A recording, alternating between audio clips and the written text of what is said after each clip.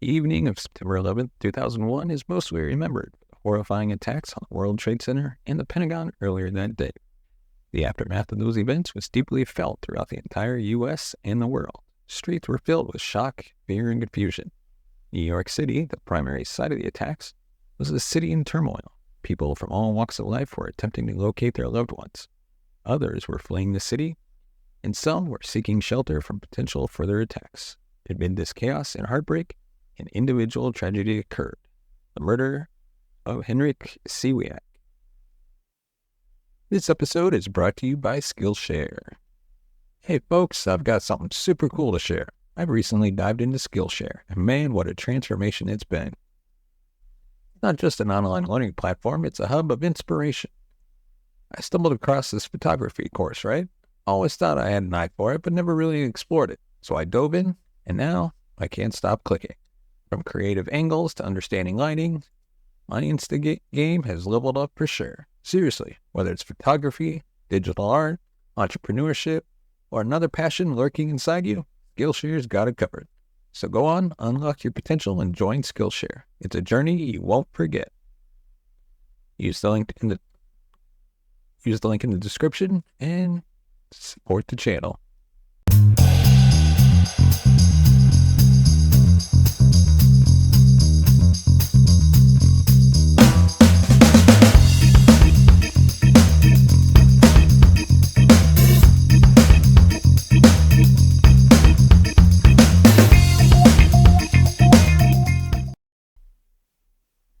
We get in today's episode of Murder Monday.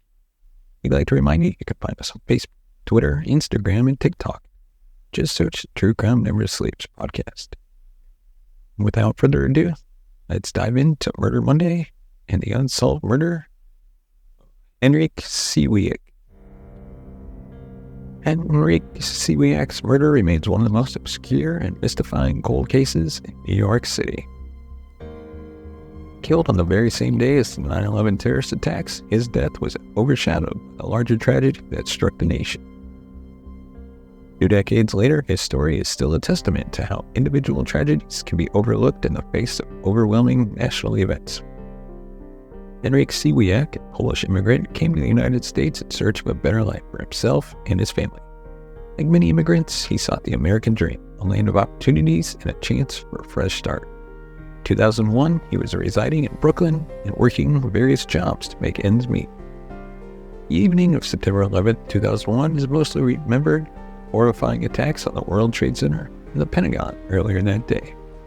The aftermath of those events was deeply felt throughout the entire United States and the world.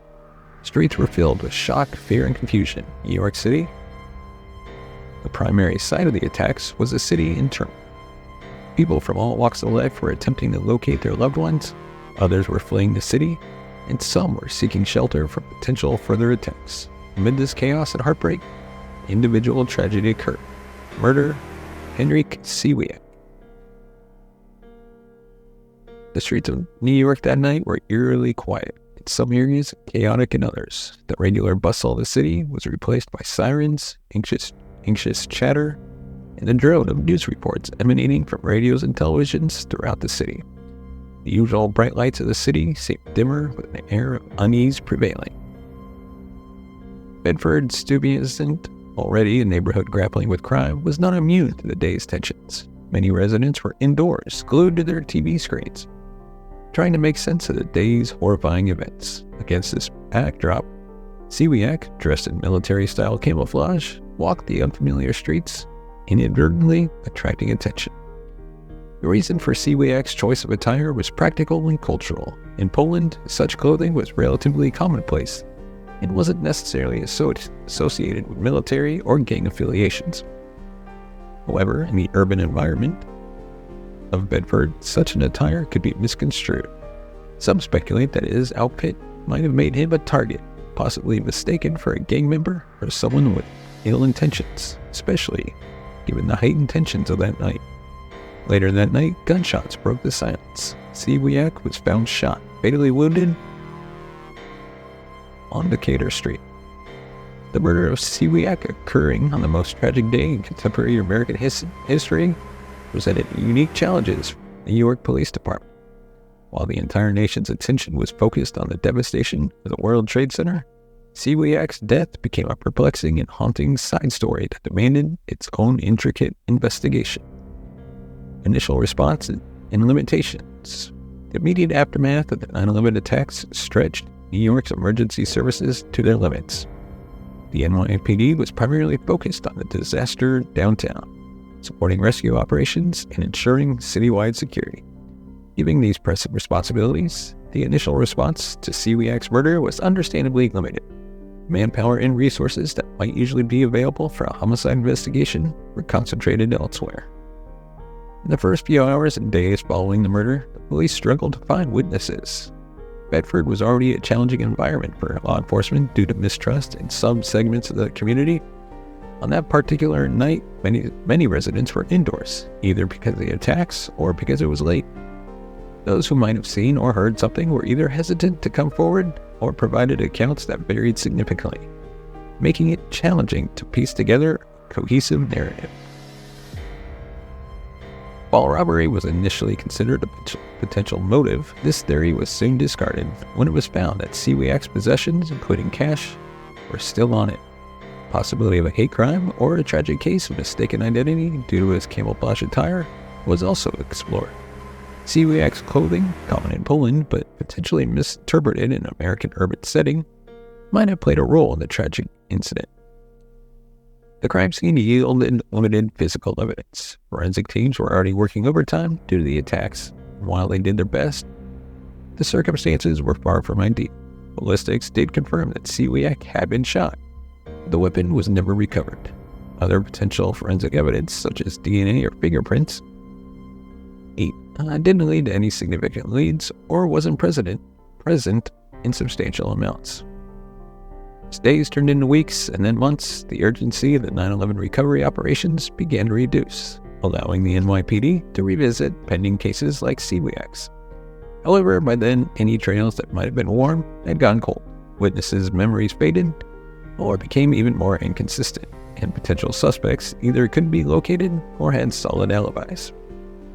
The Polish community in New York, as well as Siwiak's family, continued to push for answers.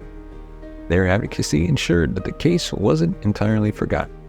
Over the years, the case was revisited multiple times, with new detectives taking a fresh look, hoping that modern technology or new evidence might shed a light on the mystery. Henryk Siwiak's death highlights the interplay between individual tragedies and larger societal events. While the 9/11 attacks were undeniably devastating and of paramount significance, Siwiak's murder serves as a reminder that even on a day marked by immense tragedy, individual lives and stories continue to unfold and deserve attention. In the aftermath of 9/11, his death was statistically recorded as the only homicide in New York City on that day. This statistic alone stands as a stark symbol of how an event of such magnitude can overshadow individual tragedies. For Siwiak's family, the pain of his loss was compounded by the lack of closure.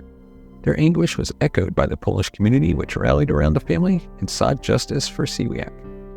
Over the years, efforts have been made to keep the story alive and seek answers. Documentaries and news reports, along with other podcasts like mine, have covered this story, hoping to shed a light on the events of that fateful night. Let us know your thoughts in the comments section below. What do you think happened? Do you think this case will ever be solved? For me, personally, I truly believe it will be solved. Maybe not anytime soon, but I think they'll finally find the person responsible. Or perhaps they have it, someone in custody or person of interest, and they just aren't saying anything publicly.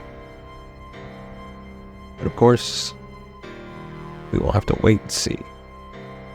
But hey, give us a thumbs up if you like our videos, subscribe to the channel, and if you like our content, hit that bell notification button to be notified of future videos. And of course, if you want to support the channel, you can go ahead and buy us a coffee at buymeacoffee.com/TCNS. Your support helps the channel grow, upgrade our equipment, bring in new hosts, be able to pay them, and hopefully take this show on the road. As always, thank you so much for watching and listening. We will see you next time. Thank you so much for watching. you're interested in more content from Murder Monday, check out the video right here. And if you want to see other videos of our that we have, check out the link right, or the playlist right here. As always, thank you so much for watching. We will see you next time.